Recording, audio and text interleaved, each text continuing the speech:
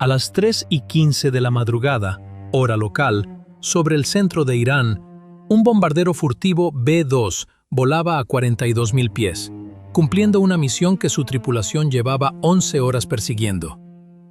Era un ataque solitario contra un depósito subterráneo blindado, repleto de misiles iraníes. Todo parecía normal. Entonces, la pantalla de amenaza se encendió con un emisor que la tripulación había rezado por evitar. Sin que lo supieran, 3 baterías de misiles tierra-aire que la inteligencia había confirmado destruidas 2 semanas atrás seguían perfectamente vivas. La cabina se quedó en silencio de golpe. Ese tipo de silencio en el que uno escucha su propio pulso dentro del casco. El comandante de la misión ya estaba resolviendo el problema. Extrajo la posición del primer radar iraní, un Ghadir, del sistema de gestión defensiva del avión, ese equipo que clasifica cada radar que intenta encontrarlos, y la superpuso sobre la pantalla de navegación. El Ghadir es el radar de alerta temprana de largo alcance en banda muy alta frecuencia de Irán, el tipo de sistema que busca aviones como quien barre con un reflector un estacionamiento entero. El reflector está encendido, y ese estacionamiento tiene el tamaño de 3 estados norteamericanos. El B-2, con indicativo Yunque 31, iba pegado al borde oriental de la cobertura. La zona ciega era estrecha, un corredor de 15 millas entre el alcance efectivo del Ghadir y un segundo radar de alerta temprana, 60 millas más al este, que todavía no los había detectado. Si cruzaban limpio, el retorno en banda muy alta frecuencia se mantenía por debajo del umbral de confianza. Si perdían la ventana, el B-2 aparecería como un contacto sólido en el siguiente barrido. El comandante indicó la corrección al piloto, 3 grados a la derecha. El piloto ajustó sin decir una palabra. La comunicación dentro de esa cabina funciona con señas y frases cortas. Nada de llamadas por radio a los aviones cisterna. Ningún reporte al Centro Combinado de Operaciones Aéreas. Ninguna actualización de los cazas F-35 que corrían misiones de supresión de defensas aéreas enemigas, 200 millas al oeste. La tripulación que podría ayudarlos no sabía que necesitaban ayuda. Y la única transmisión que arreglaría eso encendería cada receptor de inteligencia de señales en la costa del Golfo. Esa red de oídos pegados contra el muro del espacio aéreo iraní, catalogando todo lo que emite una señal. Una ola llamada de radio desde Yunque 31 y cada estación de intercepción que quedara en pie sabría exactamente qué pedazo de cielo vigilar. Iban a resolver esto con lo que tenían dentro de esa cabina, o no lo resolverían de ninguna manera. El Ghadir varió de nuevo. El sistema defensivo registró cómo la intensidad de la señal subía cuando el haz cruzaba su sector, y luego bajaba.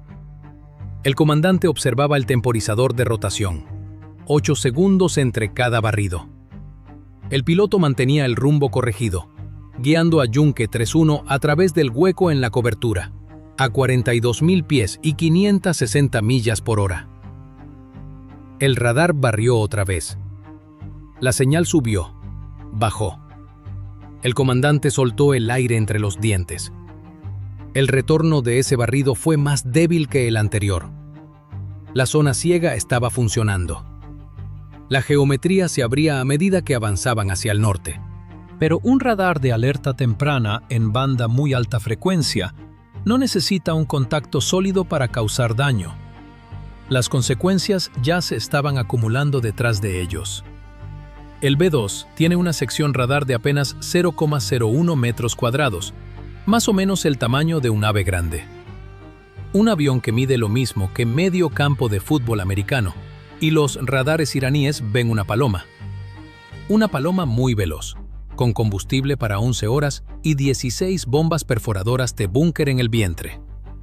El B-2 Spirit, el bombardero furtivo de ala volante de Northrop Grumman. 172 pies de material compuesto diseñado para desviar radar. Aproximadamente la distancia entre el plato de home y la segunda base en un campo de béisbol. construido para transportar 40.000 libras de armamento a través de espacio aéreo defendido sin ser detectado. Sección radar de 0,01 metros cuadrados. Alcance de 6.000 millas náuticas sin reabastecerse. Costo por unidad, $2.100 millones. Solo se construyeron 21 en toda la historia. Es lo que la Fuerza Aérea envía cuando el blanco tiene que desaparecer y nadie puede saber que estuvieron ahí. Irán ha estado cazando esta máquina con todo lo que le queda. Y el Océano Índico les ha dado mejores retornos de radar que los ha dado jamás el B-2. La tecnología furtiva no es una capa de invisibilidad. Es susurrar en un cuarto lleno de gente gritando. El pulso del radar sale a todo volumen. Y lo que rebota de vuelta es tan débil que se pierde en el ruido de fondo. Un operador de alerta temprana iraní captó un retorno débil, un barrido invisible. El siguiente, desaparecido. Al tercero, un fantasma que avanzaba hacia el norte, a gran altitud. Al mes de comenzada la operación Furia Épica, un contacto de baja confianza dirigiéndose hacia Isfahán no se archiva ni se olvida.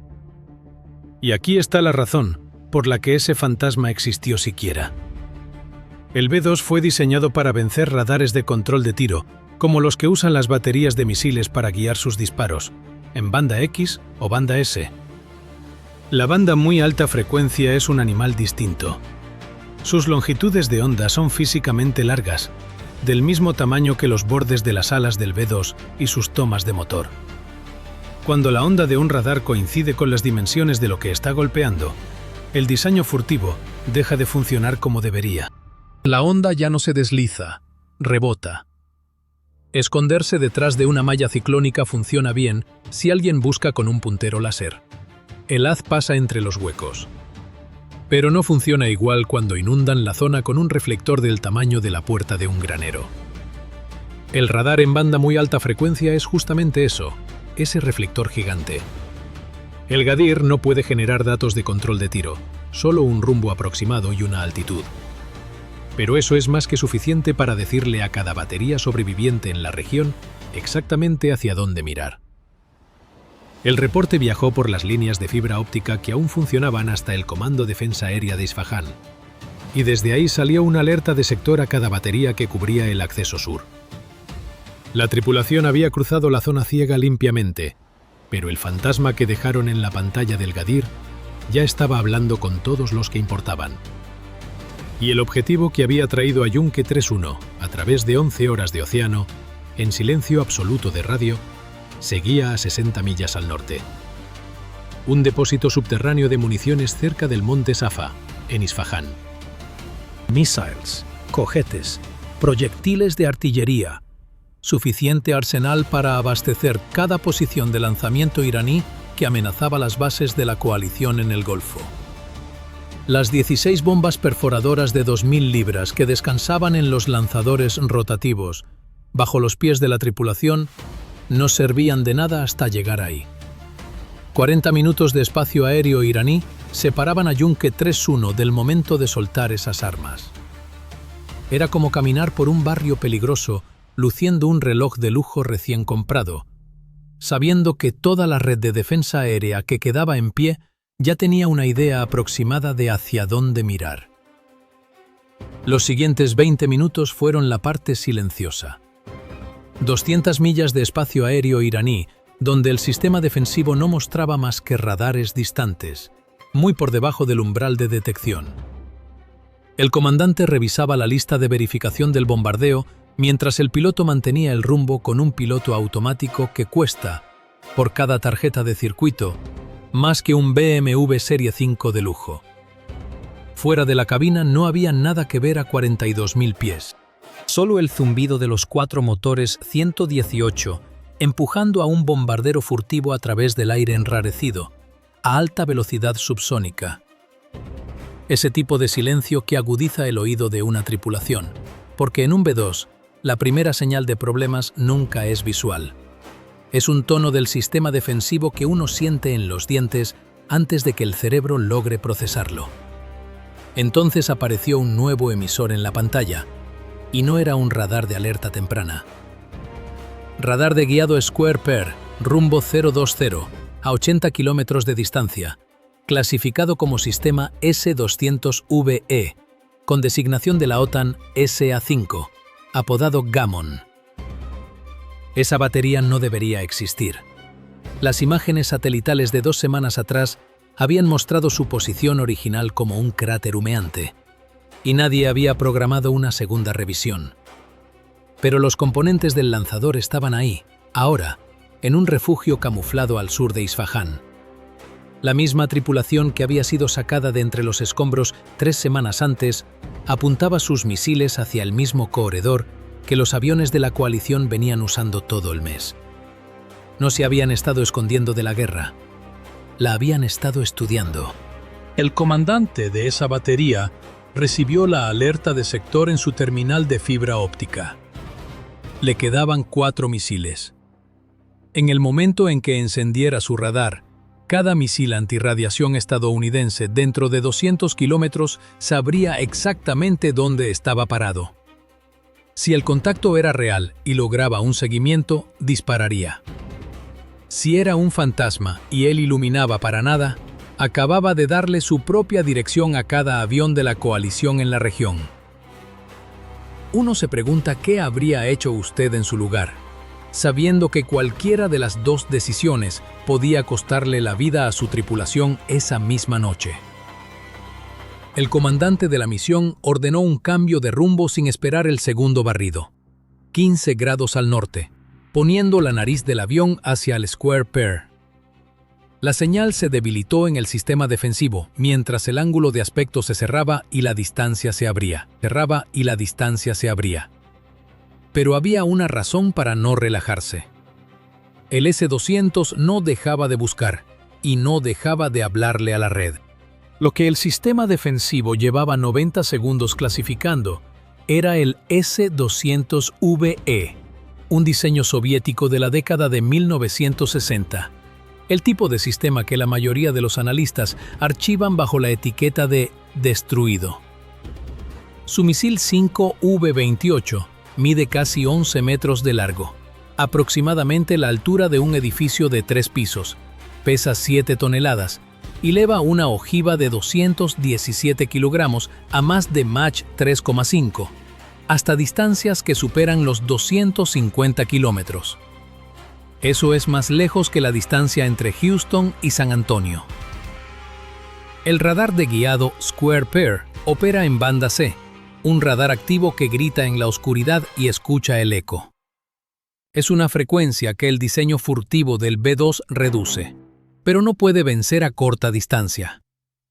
La tripulación acababa de pasar 2 minutos comprobando que ese radar podía encontrarlos a 80 kilómetros.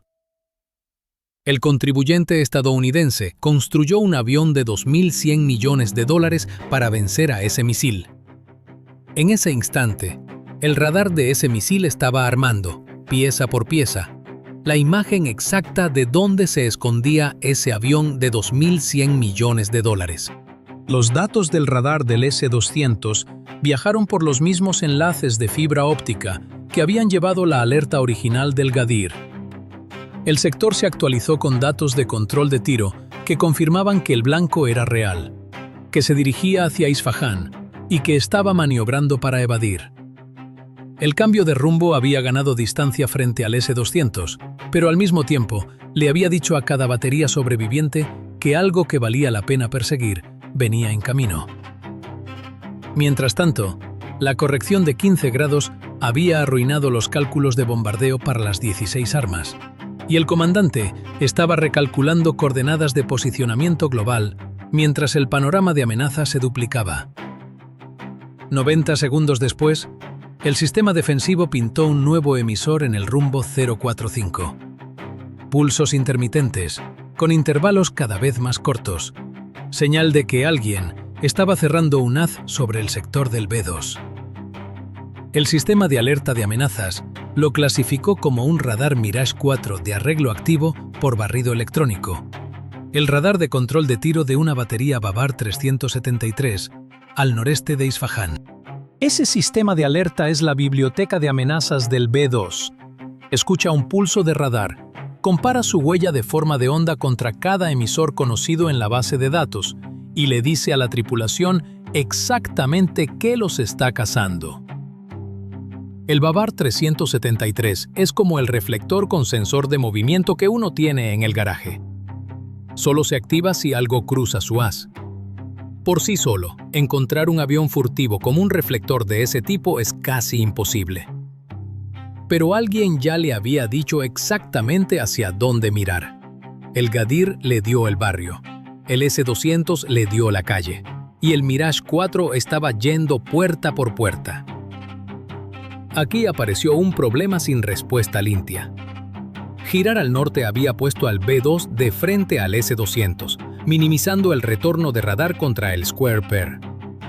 Pero de frente al S-200 significaba mostrar el costado al Babar 373, exhibiendo una sección radar mucho más grande frente al sistema más capaz de los dos. Cada grado de rumbo que favorecía a una amenaza exponía al avión frente a la otra. Es un poco como intentar esconderse de la suegra y de la esposa en la misma cena familiar. Si le da la espalda a una, queda de frente a la otra, y las dos tienen preguntas que hacer. Cualquiera que haya pasado por una situación así en su propia familia sabe que no existe un ángulo perfecto. Dentro de la batería Babar 373, el comandante observaba su pantalla mientras el Mirage 4 varía el sector con pasadas cada vez más cerradas. No podía confirmar qué estaba viendo, pero llevaba un mes entero observando cómo los ataques de la coalición aplanaban todo a su alrededor, mientras él mantenía su radar apagado, guardando su batería para un blanco que valiera el riesgo. Si algo lo bastante importante como para volar solo hacia Isfahán estaba en camino esa noche, iba a pasar por su sector. Cerró el haz. El comandante de la misión activó entonces el sistema de contramedidas electrónicas, el lado activo de la tecnología furtiva del B-2. Ubicados dentro de las alas del avión, estos módulos capturan los pulsos de radar del Mirage 4 y los retransmiten con un retraso calculado y un cambio de frecuencia. El resultado llena la pantalla del Babar 373 con blancos fantasma lo bastante realistas como para arruinar el seguimiento. Contra un radar de antena giratoria anticuado, esa contramedida habría creado un señuelo perfecto a millas del avión real. Pero el Mirage 4 es más inteligente que eso. Verifica su propio trabajo, cruzando retornos desde distintos ángulos de haz. No se le puede engañar del todo, pero sí se puede volver la imagen lo bastante borrosa como para que no logre sostener un bloqueo. Es como si a uno le llegaran 30 versiones ligeramente distintas del mismo mensaje de texto. Uno sabe que una de ellas es la verdadera, pero para cuando logra distinguir cuál, la conversación ya avanzó sin uno. El indicador de amenaza del Babar 373 pasó de sólido a intermitente en la pantalla del sistema defensivo, y el comandante lo vio parpadear. La contramedida les había comprado tiempo, pero también había empeorado todo. El sistema estaba emitiendo. Cualquier receptor de inteligencia de señales con línea de vista podía detectar esas emisiones de interferencia. El avión diseñado para ser invisible se había convertido, por un instante, en lo más ruidoso de todo el centro de Irán, en la banda de frecuencia del Babar. El susurro más caro de la historia militar acababa de convertirse en un grito. Cada estación de inteligencia de señales sobreviviente en 100 millas a la redonda tenía ahora un rumbo hacia una interferencia activa, a gran altitud sobre Isfahán. La tripulación del S-200, cuyo seguimiento se había estado desvaneciendo, recibió un rumbo fresco derivado de esa inteligencia de señales y volvió a apuntar el Square Pair hacia el blanco. El Babar 373 obtuvo una referencia cruzada que confirmaba un avión emitiendo interferencia activa justo en ese rumbo. La interferencia que protegía al B-2 de un radar le estaba entregando su posición a cada otro sensor de la red. 3 fuentes: banda muy alta frecuencia del Gadir, banda C del S-200 e inteligencia de señales del propio sistema de guerra electrónica del B-2. Un solo blanco. El avión que había cruzado la frontera 90 minutos antes ya tenía una dirección tridimensional, y la tripulación estaba a 4 minutos de abrir las compuertas de la bahía de bombas. Faltaban 2 minutos para el lanzamiento de armas. El comandante terminó el último recálculo de puntos de impacto, mientras el piloto mantenía el rumbo firme a 42.000 pies. Cada cambio de rumbo en los últimos 10 minutos había arruinado los cálculos del bombardeo. Llevaba ese tiempo reconstruyendo coordenadas de posicionamiento global para 16 armas, mientras 2 radares de misiles tierra-aire y una red de inteligencia de señales se cerraban desde 3 direcciones distintas. Esas 16 armas habían estado sobre esos lanzadores rotativos desde que salieron de Diego García. Todo lo ocurrido en las últimas 11 horas, el cruce del océano, los 3 reabastecimientos en vuelo, el paso por la zona ciega, las correcciones de rumbo, la activación de las contramedidas. Todo eso había servido para comprarles apenas 37 segundos sobre ese blanco. Puntos de impacto confirmados. Los lanzadores rotativos giraban hacia la posición de liberación. Cada segundo que esas compuertas permanecieran abiertas era un segundo más para que ambos radares de control de tiro terminaran de construir el seguimiento que llevaban una hora persiguiendo. El Salyut 4 solo necesitaba una solución de disparo limpia para terminar la noche de Yunque 3-1. Las compuertas de la bahía de bombas se abrieron. Ese es el momento para el que se entrena cada tripulación de un B-2 y también el instante en que el avión queda más vulnerable.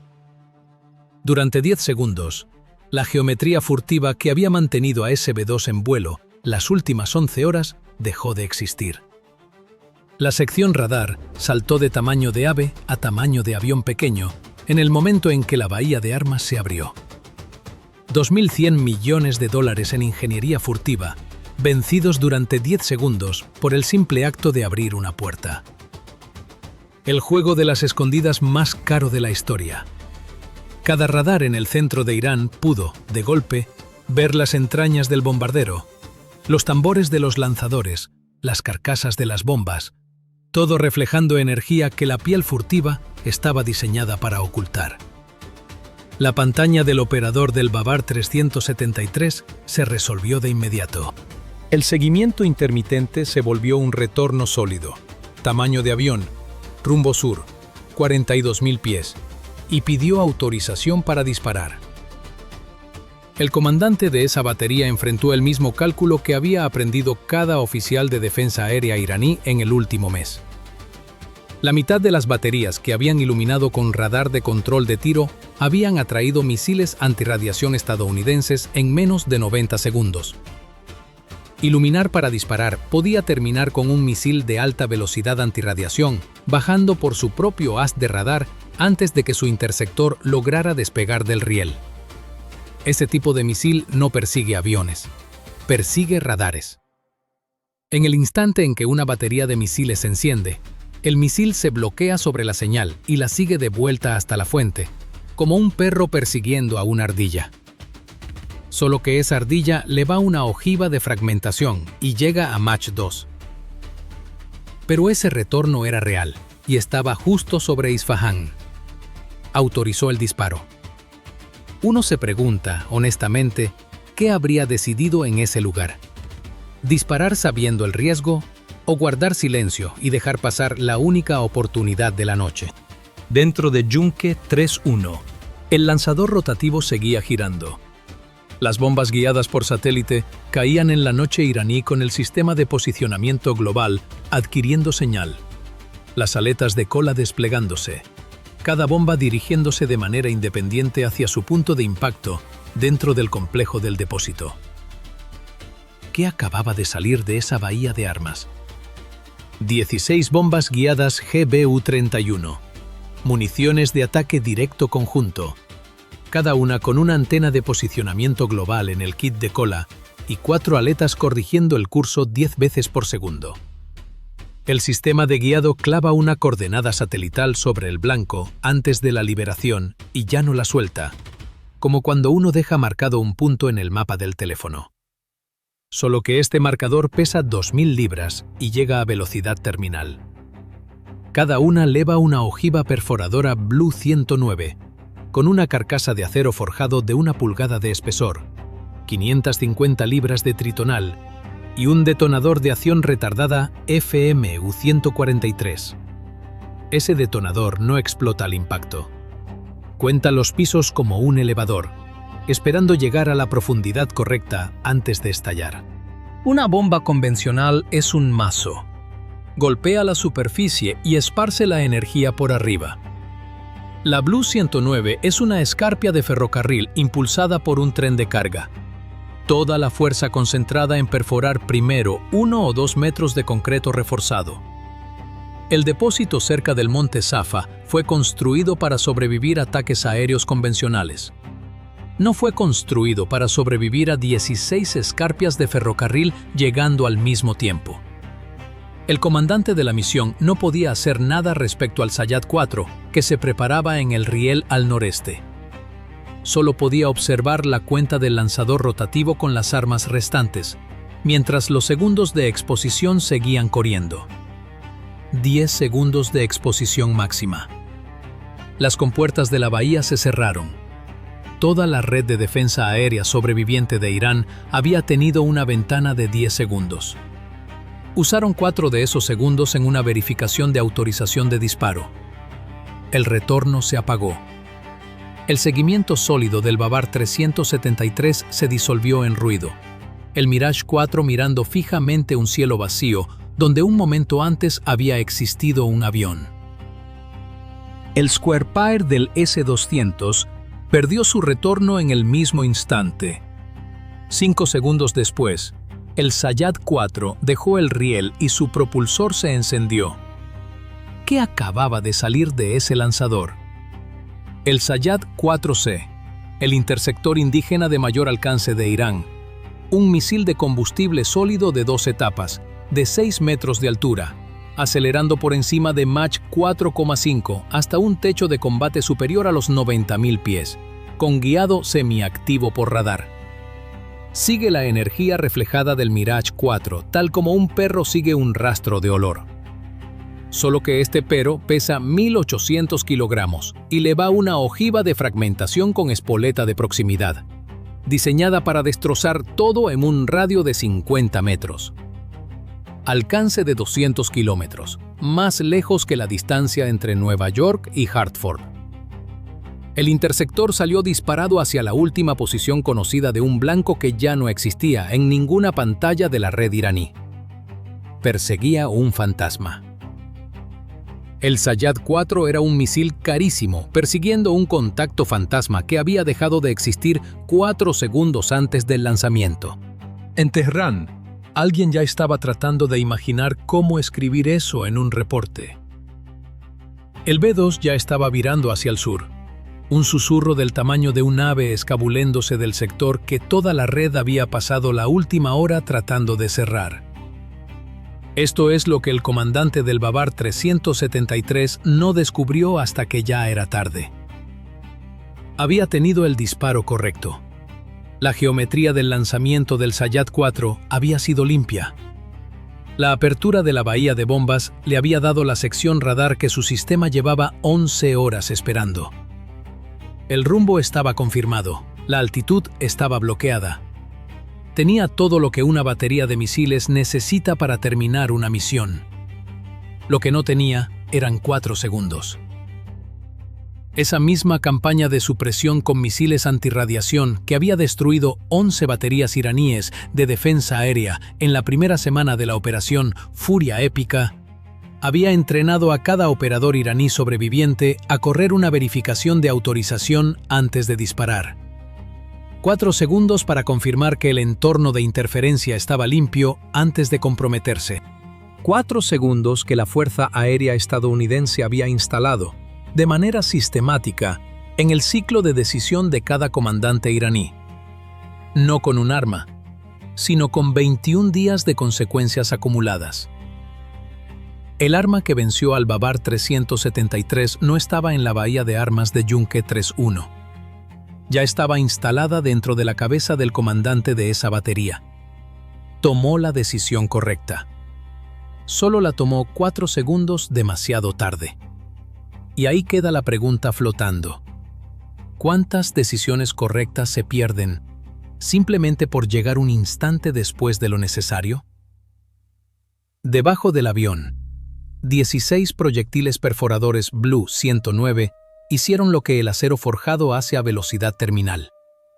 Golpearon el techo reforzado del depósito y no se detuvieron. Las carcasas de 1 pulgada de espesor perforaron el concreto, mientras los detonadores de retardo seguían contando los pisos, y las bombas se hundieron más y más en las cámaras subterráneas de almacenamiento. Las ojivas detonaron dentro del complejo del depósito. La explosión inicial fueron las bombas, pero lo que siguió fue el depósito mismo. Los misiles almacenados se encendieron primero, el propelente sólido prendiendo en el espacio confinado bajo tierra, donde la sobrepresión no tenía a dónde escapar. La onda expansiva rompió las paredes de las cámaras y se abrió paso hacia los compartimentos vecinos.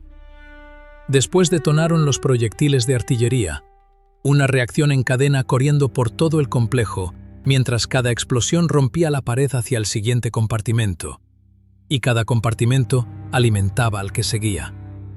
Bola de fuego tras bola de fuego, rompiendo a través de las grietas del techo de concreto, y el cielo nocturno sobre Isfahán se volvió de un naranja blanquecino.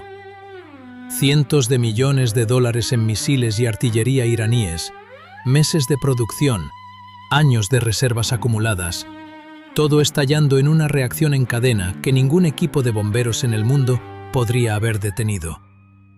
El depósito de municiones que guardaba suficiente arsenal para amenazar cada base de la coalición en el Golfo Pérsico se había convertido, en cuestión de minutos, en el estacionamiento vacío más nuevo de todo Irán. Y uno se queda pensando en esos 4 segundos, en esa diferencia mínima entre acertar y perderlo todo. Y en cuántas veces la vida de cualquiera de nosotros también se decide por un margen así de pequeño, sin que lo notemos hasta que ya pasó.